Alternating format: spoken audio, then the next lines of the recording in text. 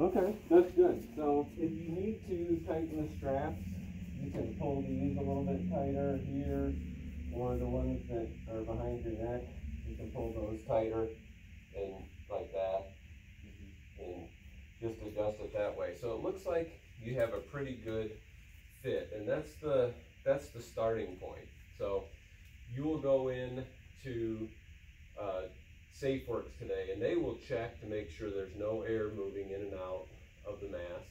Okay. And if there is, they'll probably have you try on the other mask.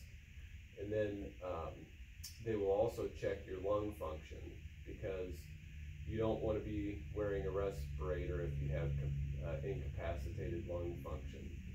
Okay. And this does restrict your breathing a little bit, and that's why you need to have strong lungs if you're going to work in one of these for a few hours. Okay? All right, so now you know how to put the mask on. Now I'm going to have you take one of those white packages over there, and inside of that, you'll open that up, and there's 2 cartridges in there. And they look a little different than this. This is a little different type of cartridge, but they go on, they kind of clip on like that. They seal onto the side of your mask. So go ahead and put those on. Oh, those are the same as this one. Okay, that's good. So on your right side, so if you hold the nose like you're going to put it on your face, on the right side it goes like almost straight down is where you can find it in position, and then it flips up. Go straight down. There you go. Just kind of turn it until, there you go. Now flip it up. Push it in a little bit and flip it up. Okay, that's good. And on the left side, I think it starts in this up position and goes down. And the filters are interchangeable, so you could flip them from one side to the next. They're the same. So it starts up towards the nose piece, okay, and flips down. Oh, flips back towards you. Good. All right, so that's how you put those on. Now that you've put those on, I'm going to have you take them off, because I'm going to show you how to clean your mask.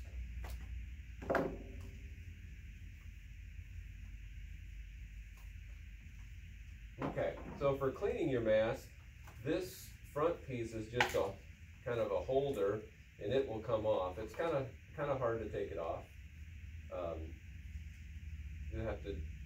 It kind of feels like you're breaking it when you're pulling it off, but get your fingers underneath there and just try to pry it off, maybe from the bottom.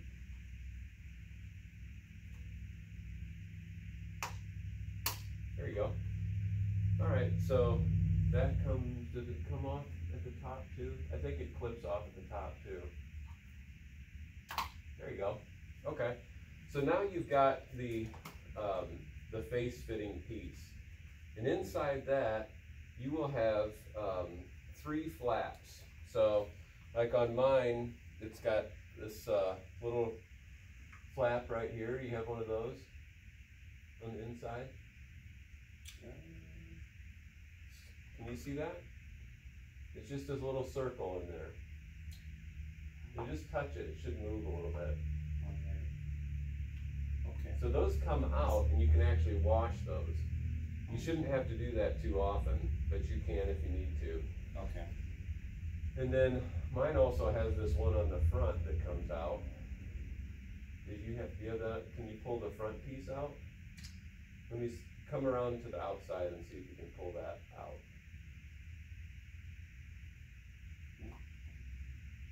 This in the middle.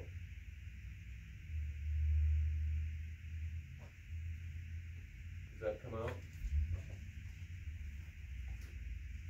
Oh, there you go. Okay, you can leave it in there, but just know that in the future that all these parts come off and can be cleaned with soap and water. Okay.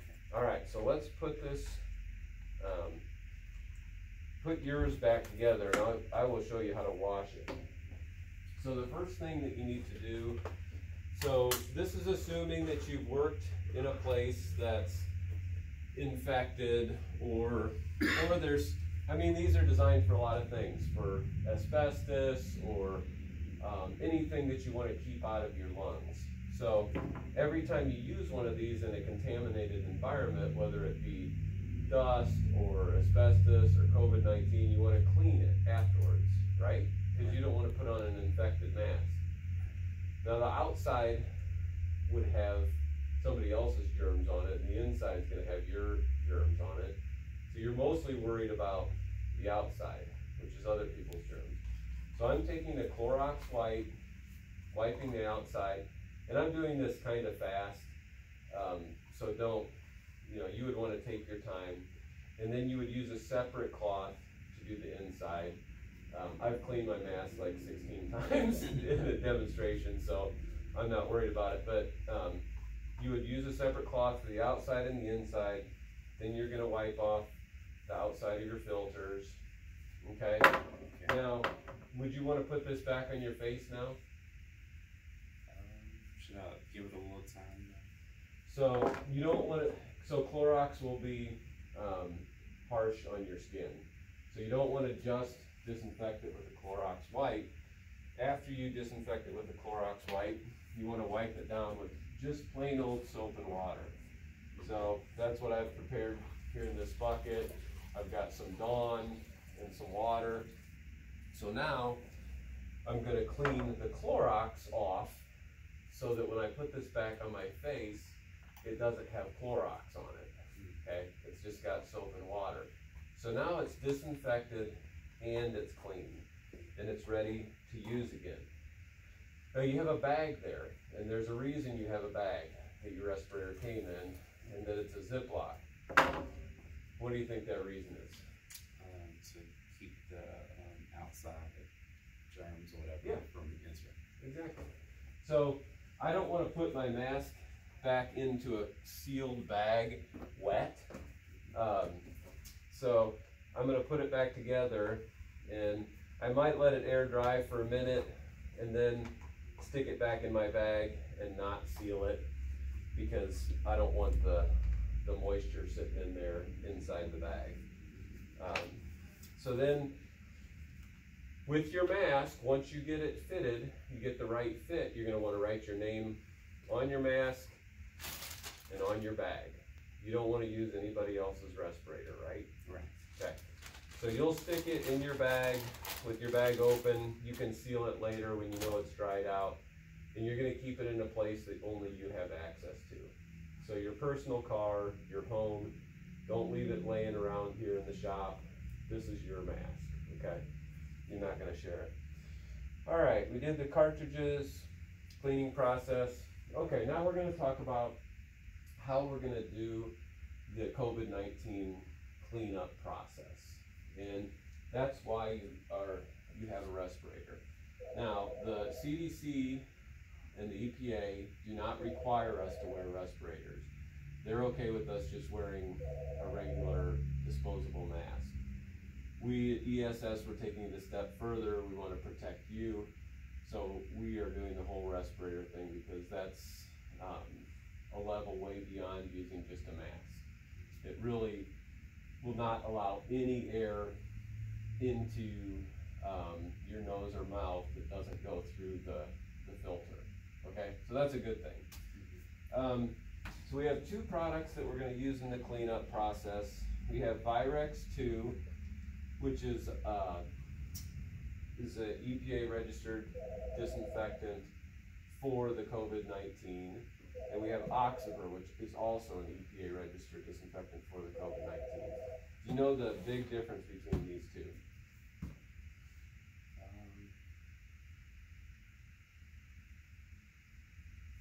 Is the virus more stronger? Actually, that's the opposite. The Oxiver is a little bit stronger. It has a 1 minute dwell time. So if you clean a surface with the Oxiver and it stays wet for 1 minute, then it's done its job.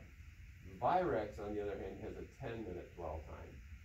So Virex I like because it leaves almost no residue, and it's less caustic than the, so it's, you can breathe this stuff easier.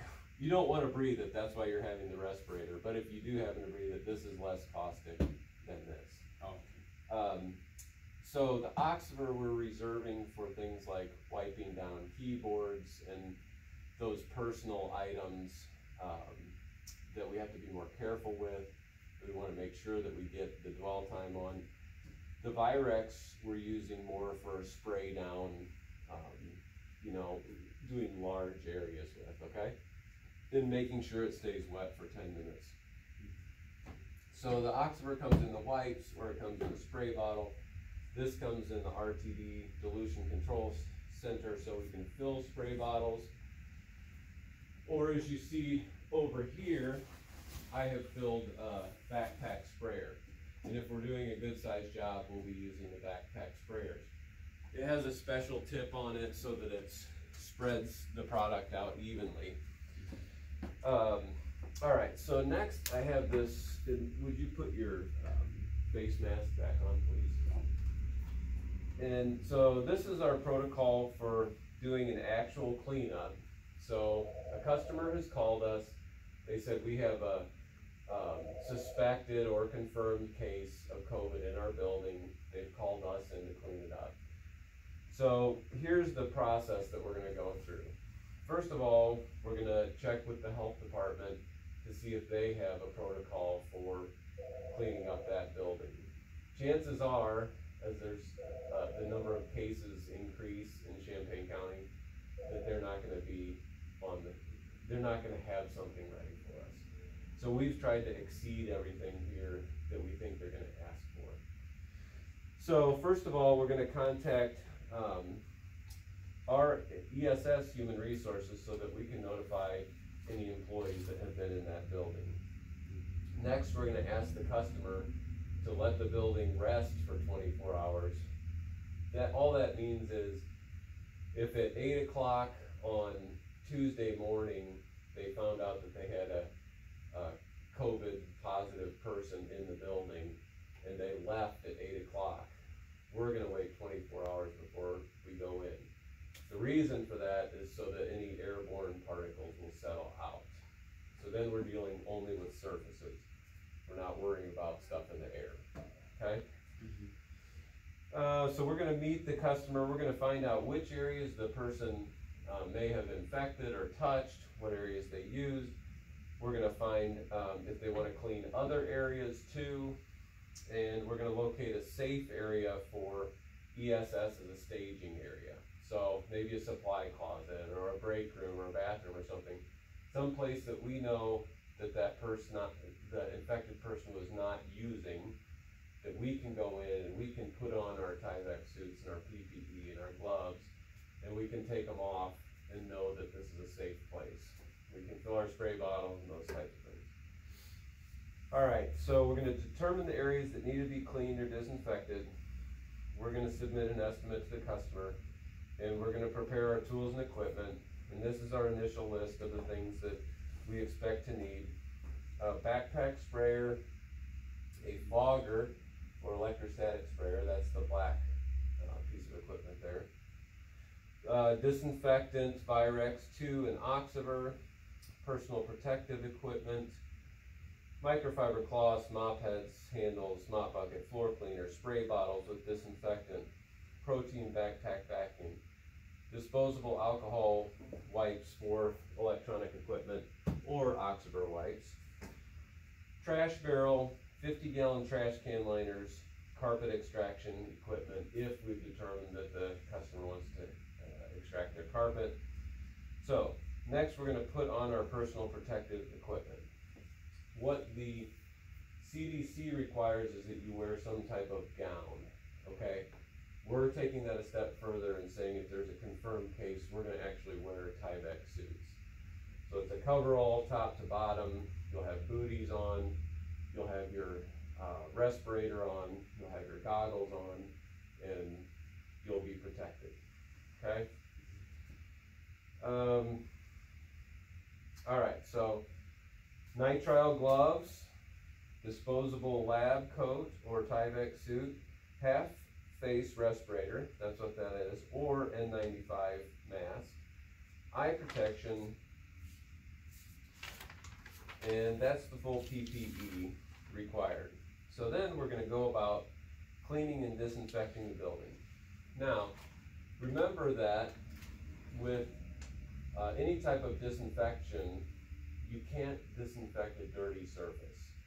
So the first thing that we're going to do is we're going to go through and dust and vacuum, and we're going to spot clean any soiled areas. So if there's a table with dirt all over it, we don't want to just spray that down with disinfectant. We want to clean it first. So we're going to clean the building first. Next, we're going to begin the disinfection process. We're going to do one room at a time, working from top to bottom and left to right. We're going to spray all hard surfaces with Virex 2 disinfectant over here. That includes plastic, stainless steel, formica, wood, granite, aluminum, painted metal, and possibly painted drywall. The painted drywall, we want to be careful that we don't leave a residue or cause damage, so we want to test that in the area first. Okay? We're going to spray all light switch plates, door handles with Virex 2 disinfectant, lightly spray any cloth surfaces with Virex 2 disinfectant, so like these panels here, the upholstery on the chairs. Avoid electronics and personal items. So computers, mice, keyboards, telephones, we're going to wipe those by hand, or we're going to use an electrostatic sprayer. Allow proper dwell time of 10 minutes. Wipe all areas with a wet cloth to remove excess disinfectant. If it's not practical to spray surface, then wipe with a microfiber soaked with disinfectant, so it remains wet for at least 10 minutes. Okay, so the other option, if you can't spray something down and allow 10 minutes for it to dry, then we can take a cloth like this that's saturated in disinfectant. So it would be at the point where it's not dripping, but at the same time you could wring it out, and it would you would have liquid come out of the cloth. So you can see how much I'm applying here on this desk. That's going to stay wet for 10 minutes, and that's what we're looking for.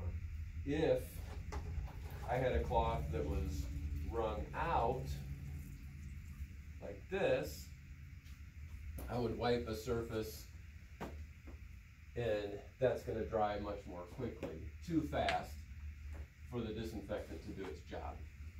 Does that make sense? Okay. All right, and I'm being very specific because I'm taking myself, and I want to be as clear as possible for anybody else watching this. All right. Let's see. Wipe down all electronics, copy machines, printers, etc. with alcohol wipes or Oxiver. Then we're going to fog the area with Virex 2 using atomizer machine, the black machine over here. Double check all areas, and then if we are cleaning carpet, we're going to pre-spray with alpha HP, allow 10 minutes dwell time, hot water extract. We're going to wet mop floors with portion control Virex 2 disinfectant, and complete all agreed upon rooms. Next, we're going to take all of our gloves and gowns or Tyvek suits. We're going to take them off in the appropriate way where we're not touching the outside.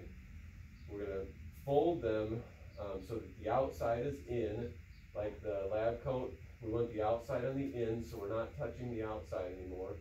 Put it in a trash bag, mark it COVID-19, that's going to go in the trash. Okay? Anything we're reusing, like mop heads, microfiber cloths, we're going to put in a 50-gallon trash can liner. We're going to mark it COVID-19, and we're going to launder it. But we want the person doing the laundry to know what it is, so they can be extra careful. Okay?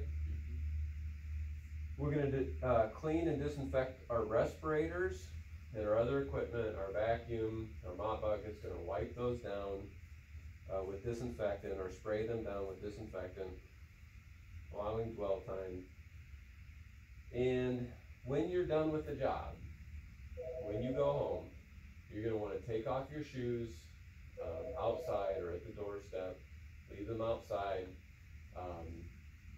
remove your laundry, your clothes, and wash them in the washing machine, and take a shower.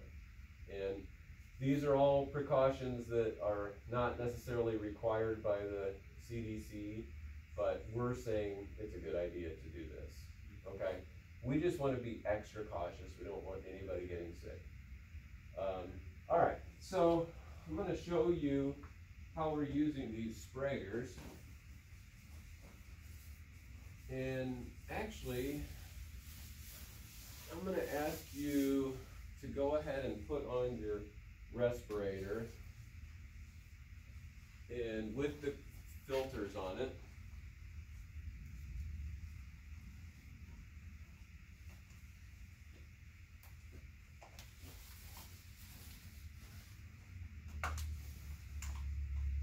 Be good practice for you.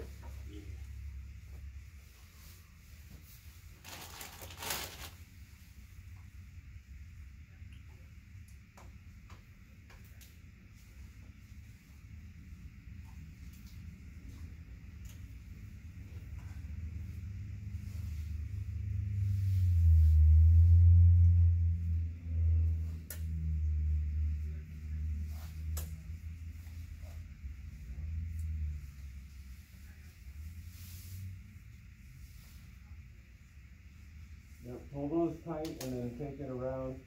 And you've got one side, there you go. Okay.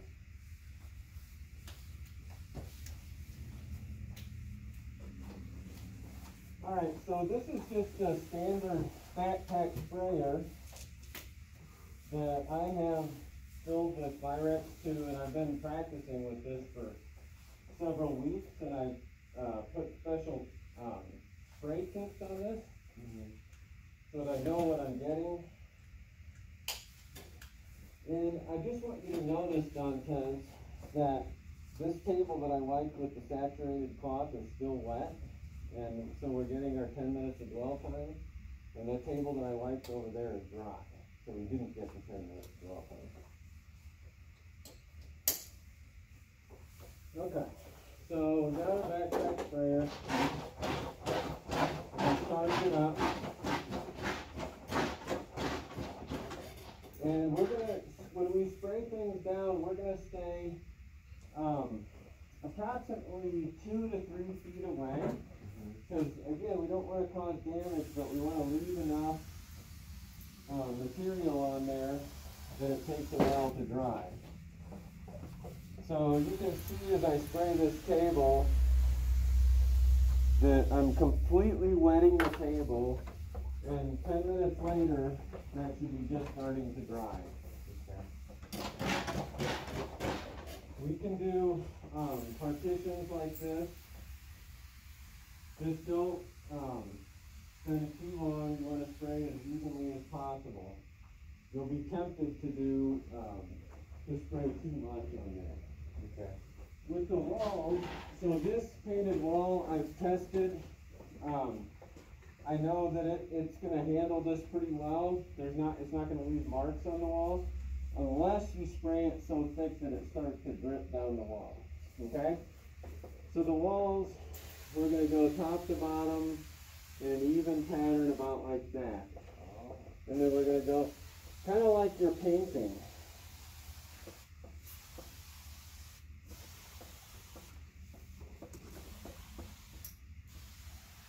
And unless we have drips going down the wall, we should not have to light it. Just leave it up there and make sure that you achieve the proper dwell time. Okay? All right. Any questions about the sprayer? Okay. So next, I'm going to show you the atomizer.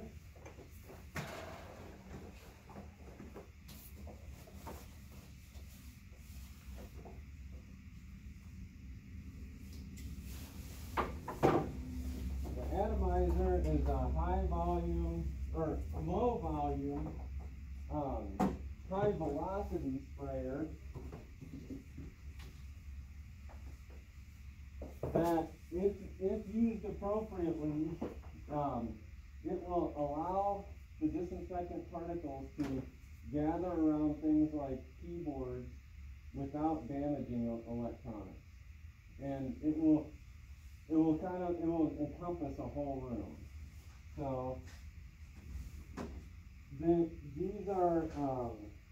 these machines are a little bit fickle, so they're very specific about how you operate them.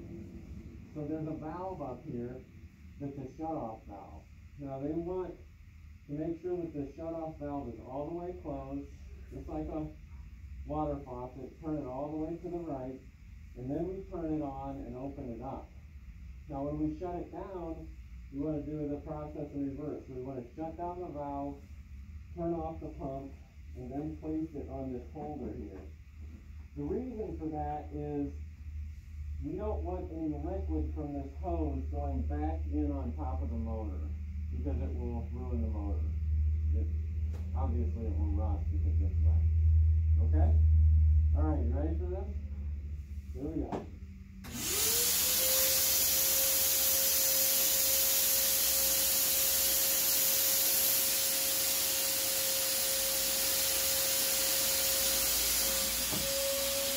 So you can see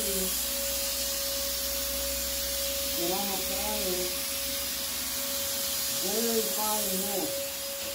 So you can do curtains or cross partitions. Areas that are really difficult to wipe down every little surface.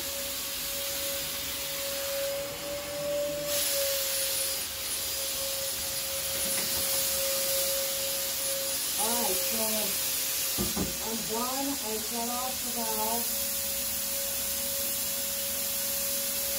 Turn the power off, and then I place this back in the holder right here so that the liquid does not drain back into the vacuum motor.